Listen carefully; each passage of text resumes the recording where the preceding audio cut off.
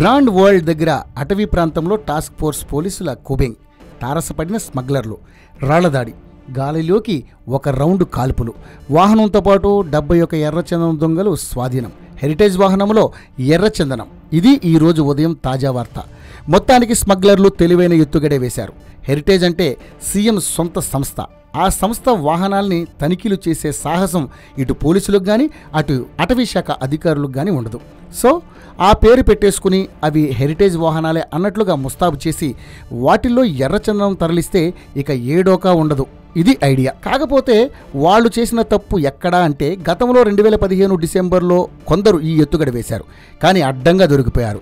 మళ్ళీ అదే ఐడియాను అమలు చేస్తే పోలీసులు తనిఖీలు చేయకుండా వదిలేస్తారని అనుకోవడంతో ఈ ఎత్తుగడ బిడిసికొట్టినట్టుంది. మళ్ళీ దొరికిపోయారు. 2015 డిసెంబర్లో ఇలాంటి వాహనమే ఒకటి దొరికింది. అందులోనైతే ఎర్రచందనం దొంగలను తేలిగ్గా కనిపెట్టలేని రకంగా ప్రత్యేకంగా అరలు చేయించారు. అప్పుడు పూతలపట్టు నాయుడుపేట హైవే పైన దొరికింది ఇది. అఫ్కోర్స్ పోలీసుల దర్యాప్తులో దాని నంబరు కూడా దొంగ నెంబరే అని బయటపడింది.